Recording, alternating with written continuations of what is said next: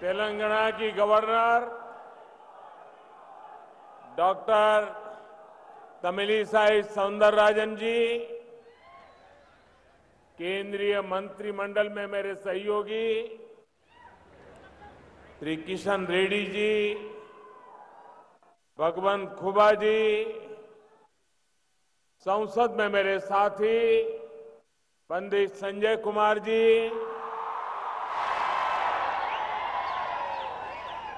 श्री वेंकटेश देथा जी, अन्य महानुभाव, भाई और बहनों, रामागुंडम की धरती से पूरे तेलंगाना को मेरा आदरपूर्वक नमस्कार। और अभी मुझे बताया गया और मैं अभी टीवी स्क्रीन पर भी देख रहा था कि इस समय तेलंगाना की 70 विधानसभा क्षेत्रों में 70 असेंबली सेगमेंट में हजारों किसान भाई बहन वे भी इस कार्यक्रम में हमारे साथ जुड़े हुए हैं। मैं इन सभी किसान भाइयों बहनों को भी उनका स्वागत करता हूं, उनका अभिनंदन करता हूं। साथियों, आज 10,000 करोड़ रुपए से अधिक की विकास परियोजनाओं का लोकार्पण और शिलान्यास तेलंगाना के लिए हुआ है। ये परियोजनाएं यहां खेती और उद्योग दोनों को बल देने वाली है। फर्टिलाइजर प्लांट हो, नई रेल लाइन हो,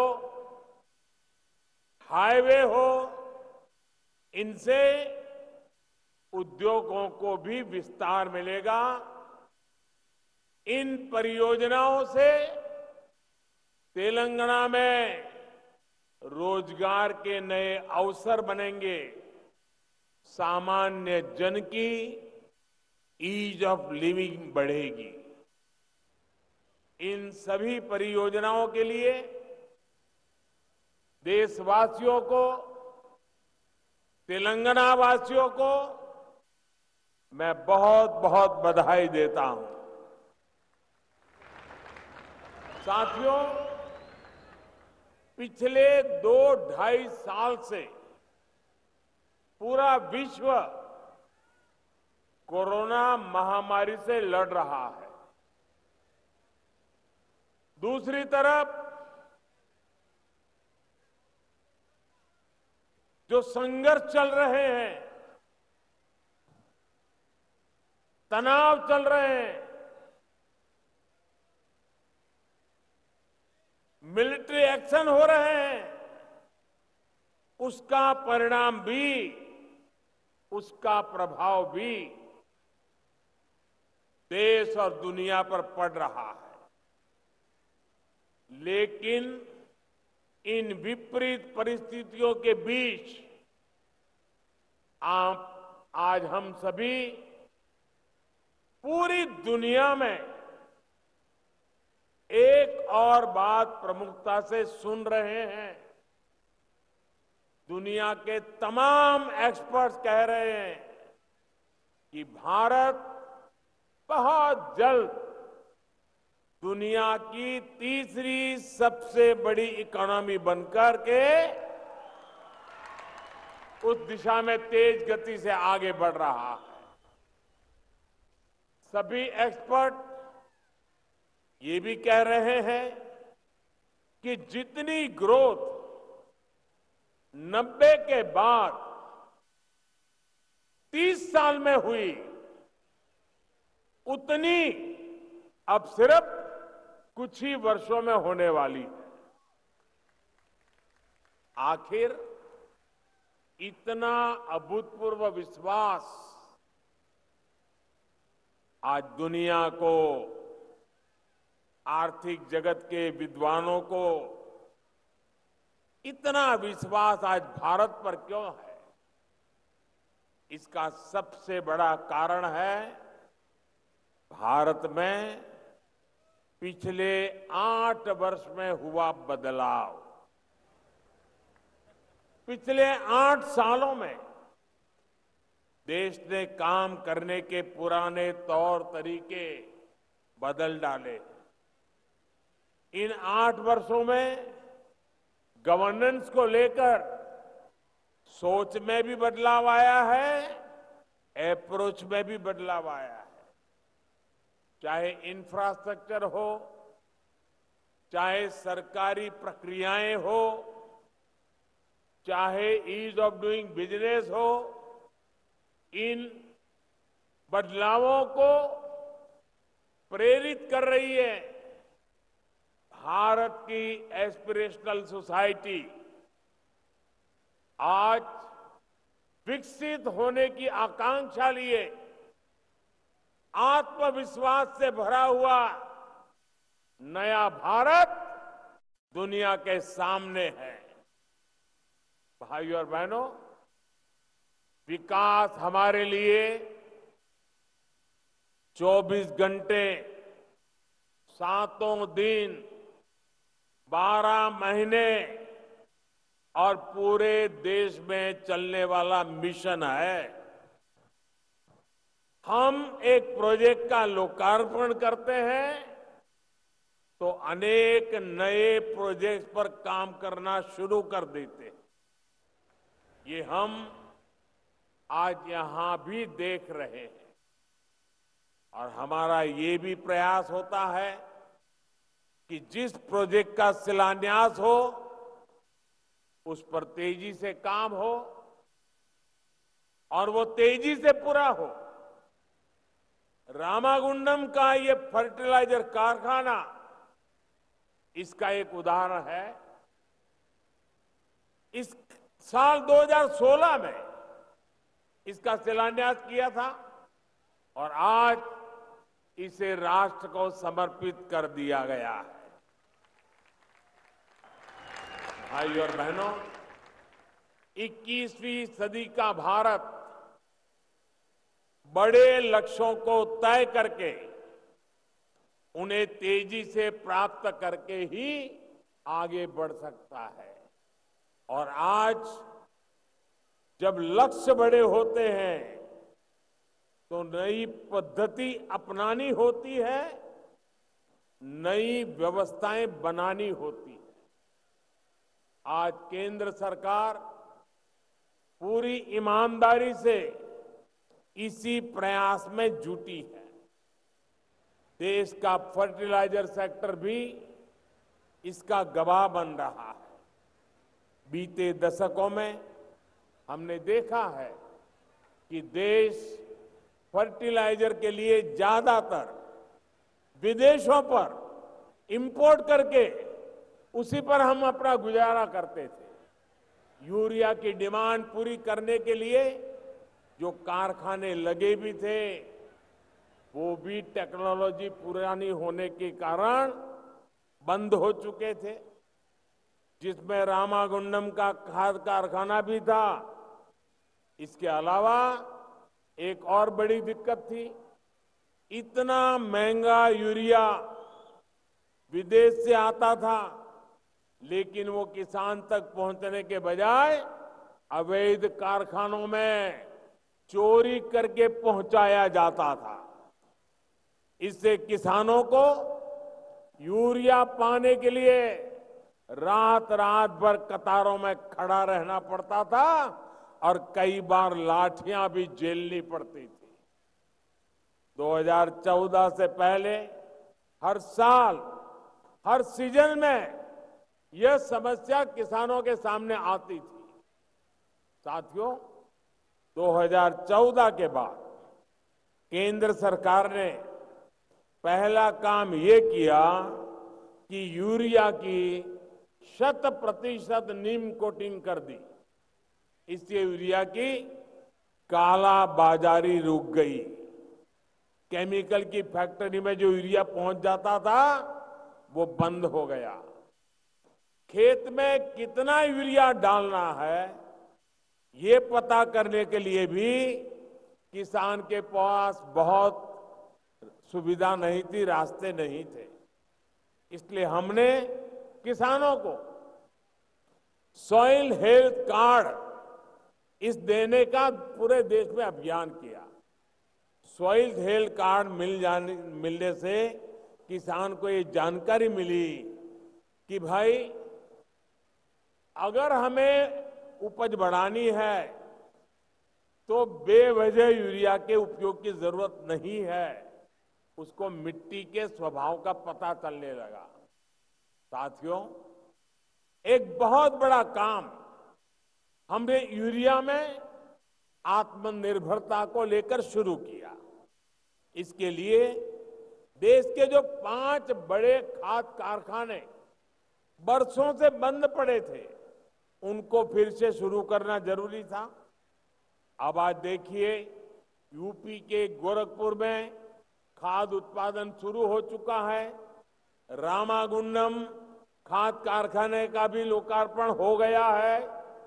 जब ये 5 कारखाने चालू हो जाएंगे तो देश को 60 लाख टन यूरिया मिलने लगेगा।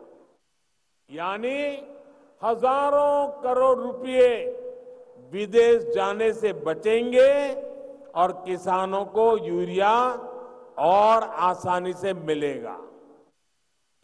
रामागुंडम खाद कारखाने से तेलंगाना के साथ ही आंध्र प्रदेश, कर्नाटका, छत्तीसगढ़ और महाराष्ट्र के किसानों को भी मदद मिलेगी। इस प्लांट की वजह से इसके आसपास दूसरे बिजनेस के अवसर बनेंगे। लॉजिस्टिक और ट्रांसपोर्ट से जुड़े काम खुलेंगे। यानी 6,000 करोड़ रुपए जो केंद्र सरकार ने यहां निवेश किया है, इससे कई हजार करोड़ का लाभ तेलंगाना के नौजवानों को होने वाला है। भाइयों और बहनों, देश के फर्टिलाइजर सेक्टर को आधुनिक बनाने के लिए हम नई टेक्नोलॉजी पर भी उतना ही बल दे रहे हैं। भारत ने यूरिया की नैनो टेक्नोलॉजी विकसित की है।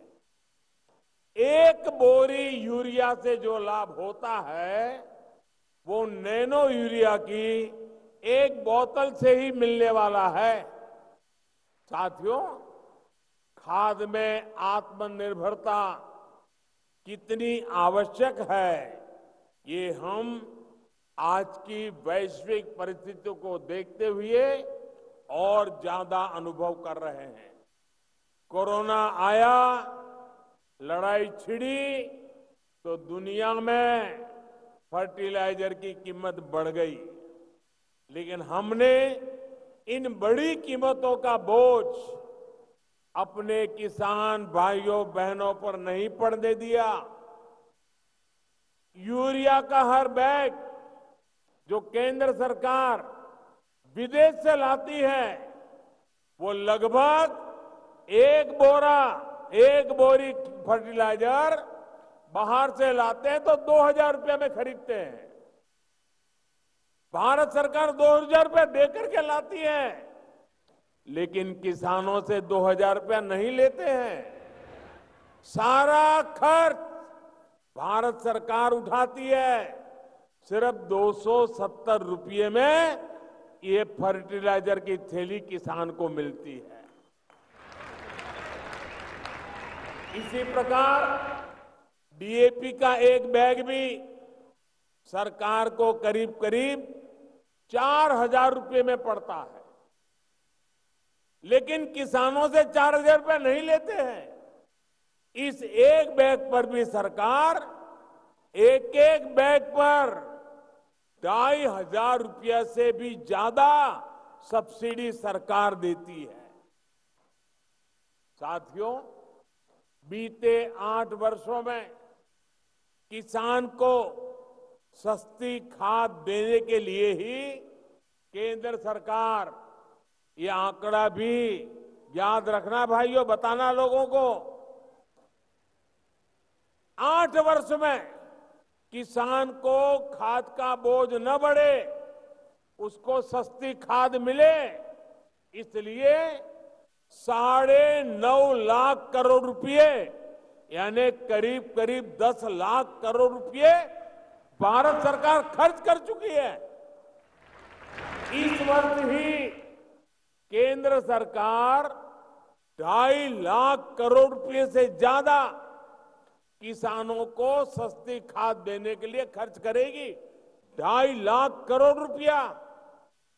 इसके अलावा हमारी सरकार पीएम किसान सम्मान निधि के तहत भी लगभग 2.25 लाख करोड़ रुपए सीधे किसानों के बैंक खातों में ट्रांसफर कर चुकी है।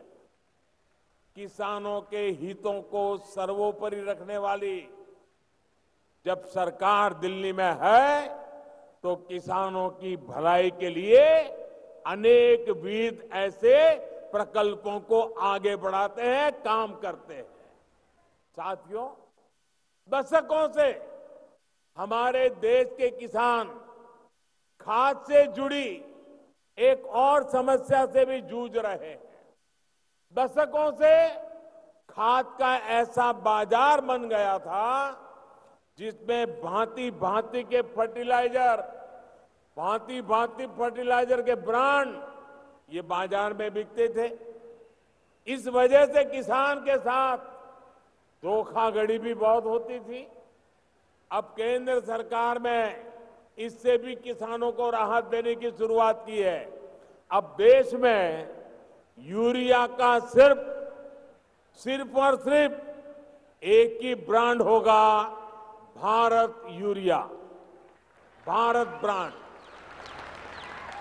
इसकी कीमत भी तय है और क्वालिटी भी तय है। ये सारे प्रयास इस बात का प्रमाण है कि देश के किसानों, विशेष रूप से छोटे किसानों के लिए कैसे हम सिस्टम को रिफॉर्म कर रहे हैं। साथियों, हमारे देश में एक और चुनौती कनेक्टिविटी के इंफ्रास्ट्रक्चर की रही है। आज देश इस कमी को भी दूर कर रहा है। देश के सभी राज्यों में हाईवे, आधुनिक रेलवे, एयरपोर्ट, वाटरवेज और इंटरनेट हाईवे पर तेजी से काम हो रहा है।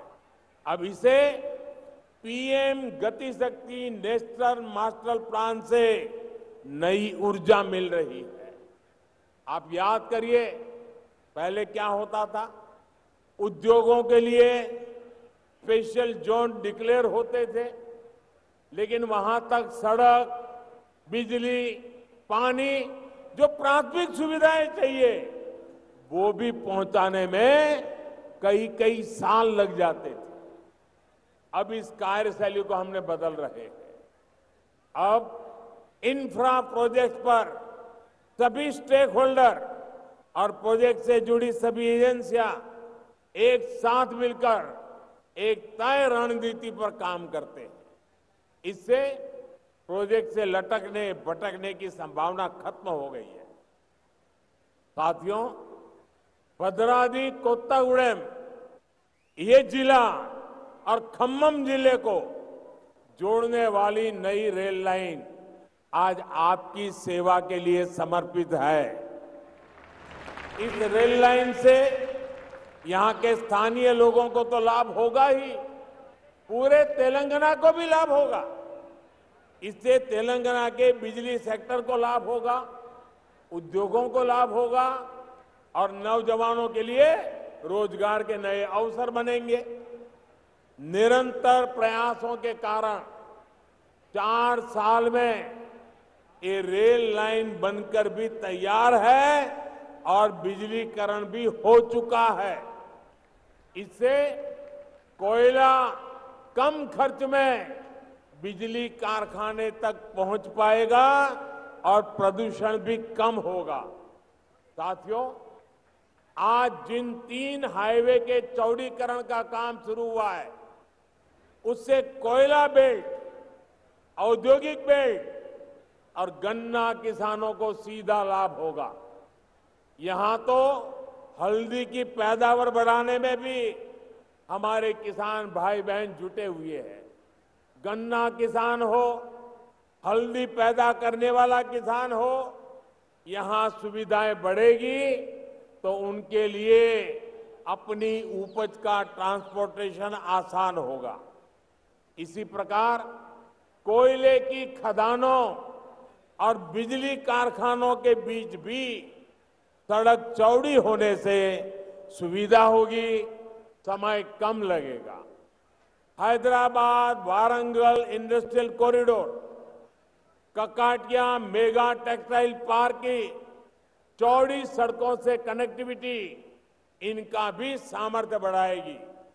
साथियों, जब देश विकास करता है, विकास के कार्यों में गति आती है, तो कई बार राजनीतिक स्वार्थ के लिए कुछ विकृत मानस वाले लोग, कुछ ताकतें अपना अफवाह तंत्र, रूमर्स, अफवाह तंत्र चलाने लगती है, लोगों को भड़काने लगती है।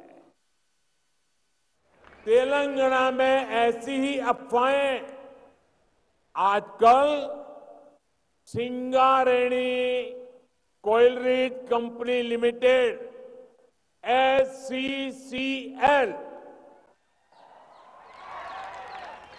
और विभिन्न कोल माइंस को लेकर उड़ाई जा रही है। और मैंने सुना है हैदराबाद से उसको हवा दी जा रही है, उसमें नए नए रंग भरे जा रहे हैं।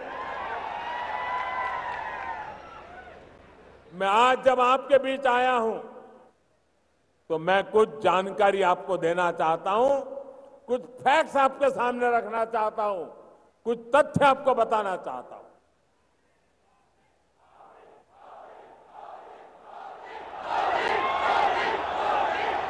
ये अफवाह फैलाने वालों को ये भी पता नहीं है कि ये झूठ उनका पकड़ा जाएगा।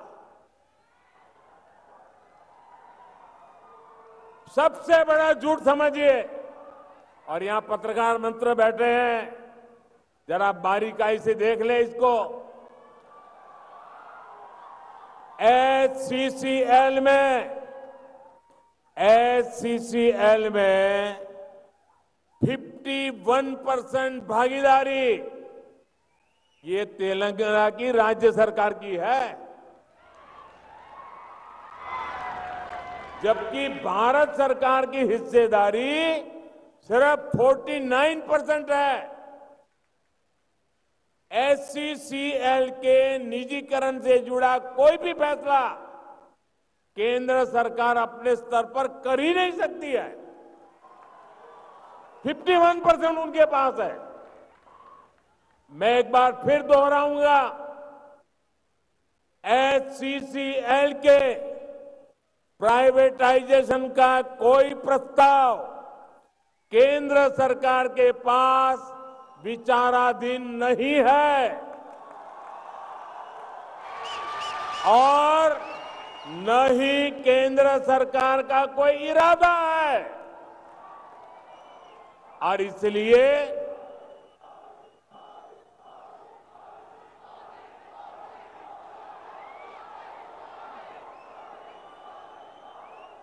इसलिए मैं अपने भाई बहनों से आग्रह करता हूं कि किसी अफवाह पर जरा भी ध्यान न दे।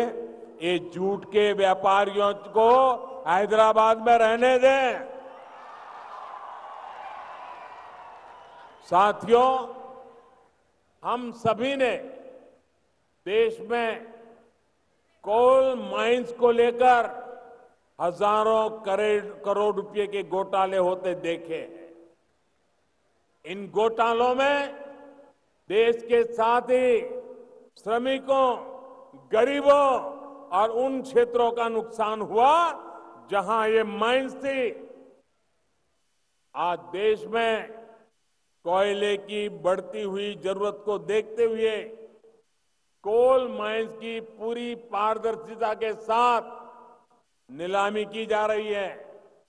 जिस क्षेत्र से खनिज निकल रहा है उसका लाभ वहां रहने वाले लोगों को देने के लिए हमारी सरकार ने डीएमएफ यानी डिस्ट्रिक्ट मिनरल फंड भी बनाया है। इस फंड के तहत भी हजारों करोड़ रुपए राज्यों को रिलीज किए गए हैं। भाइयों और बहनों, हम सबका साथ, सबका विकास, सबका विश्वास और सबका प्रयास के मंत्र पर चलते हुए तेलंगाना को आगे बढ़ाना चाहते हैं। तेलंगाना के तेज विकास के लिए आप सभी का आशीर्वाद हमें मिलता रहेगा। इसी विश्वास के साथ फिर एक बार आपको ये ढेर सारे विकास कार्यों की बहुत बहुत बधाई। मेरे किसान भाइयों को विशेष बधाई। और इतनी बड़ी तादाद में आप लोग आए। हैदराबाद में कुछ लोगों को आज नींद नहीं आएगी। इतनी बड़ी तादाद में आने के लिए मैं आपका बहुत बहुत आभारी हूं। धन्यवाद। मेरे साथ बोलिए भारत माता की। दोनों मुट्ठी बंद करके पूरी ताकत से बोलिए भारत माता की, भारत माता की, भारत माता की। धन्यवाद जी।